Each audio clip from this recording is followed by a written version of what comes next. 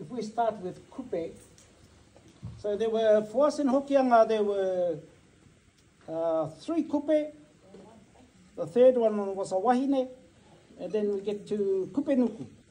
And so from kupenuku, maya, mahu, makaro, nuku tawhiti. And nuku tawhiti brought in kupe's waka mata haurua, re-edged and renamed ngā toki mata whaurua. The companion waka was Ruanui on the Mamari, and they came into the Hokianga Harbour in mid-September 1054. How do we know that? They left the kōrero that had all the star alignments to tell us when they came into that harbour. So from Nuku Tawhiti, we have Papa Tuanuku, Papa Tahuri Iho, Papa Tahuri Ake, Mouri Uri, Mōrake Rake, Mōrake Tū, Whiro Toi, Apa, Rauriki Tahi, Kaua, Toko Te Rangi Tauanuku. Tauanganga, Hekana, Paupa, Maroro, Awa Nui, Tamaki Te Rā, Puhi Moana Riki, Puhi Kaia Riki, Puhi Tani Wharau, Hau Angi Angi, we get to Rahiri. And then from Rahiri, there's another 20-something generations down to us. And so it's a long way back in history, but for us it's short. The importance of that whakapapa is that we all have whakapapa. Yeah? And one of the challenges that you'll face, and we all face with that mahi that you do, because I spent some time in that mahi too, as a social worker years back, is te momotutanga o te whakapapa. You know, for the people who, and you can't take tamariki now back and say, oh, no hokianga koe, and they take them back and they'll be disconnected. So what they're doing is they're bringing them back by busloads, staying on the marae, having some awesome time up there mixing with their hokianga whānau, and they're bringing them back, and then another busload comes up to another marae, and over time, start making those reconnections. Ngā momotutanga me. And so in this navigation corridor here, we enter into a space of what's called, we call it te rapunga. And in that space of te rapunga, you don't know where you're going to. And you don't know what you're going to do. You don't know what you're going to see. And some people get very uncomfortable in that space. But our tupuna taught us to be comfortable in te rapunga, to stay quiet, listen, tiro tiro. And then from out of te rapunga, in that space of that rapunga, is like having the waka in a storm. So when they get into a storm, they circle, huge circles. And they might go there for days until they can look for the next phase, because you can't see anything in the storm. And the next phase is called te kitenga. And usually that's when they can see the sun, so they can reset their waka.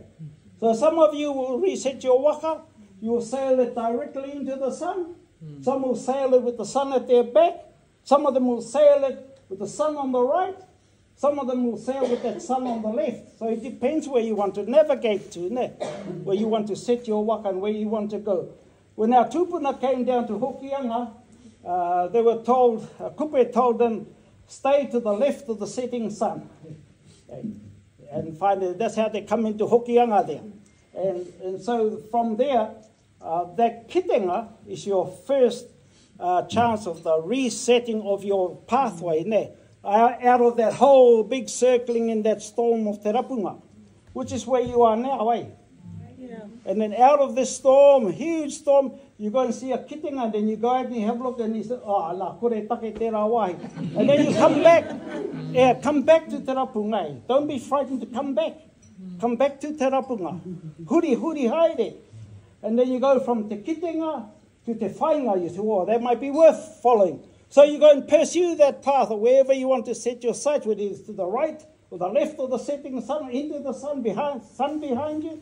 It's up to you.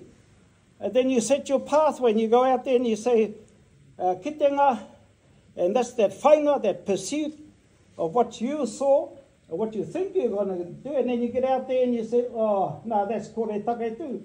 So you go back to te rapunga. And you might do that time and time again. Our waka sailors are brilliant at that. They don't mind getting into te rapunga because they have to. They have to have a clear direction of where they want to go.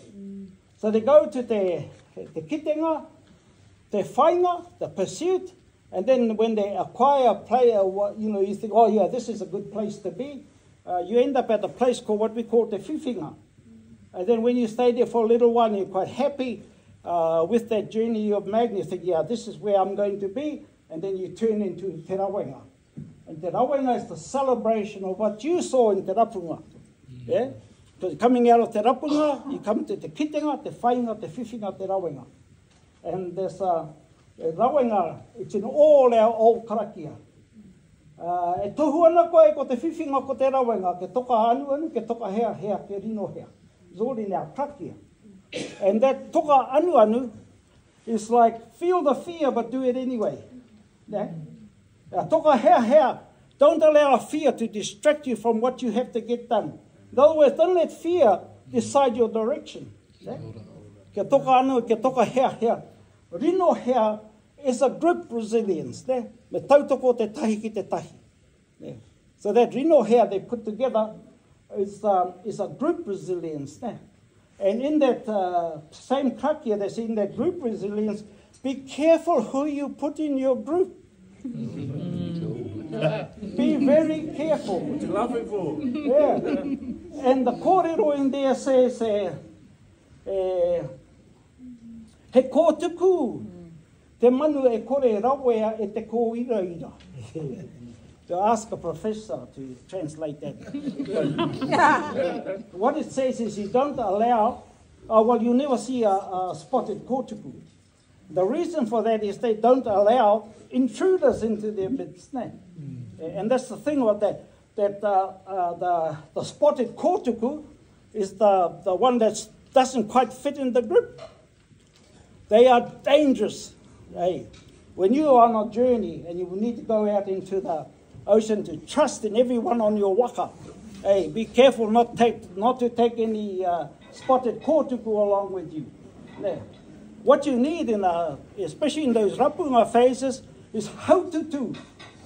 You know the kids that we call haututu? Mm-hmm. They are brilliant in that rapunga space. Your grandson one. Lemon hopeless when you need direction. But in that rapunga space, allow them to find that space, because they are actually brilliant to find things that you will never ever see. Yeah. So don't put those haututu kids down too early. It's just that when you need direction, and don't put them in that space. Just leave them in that haututu space.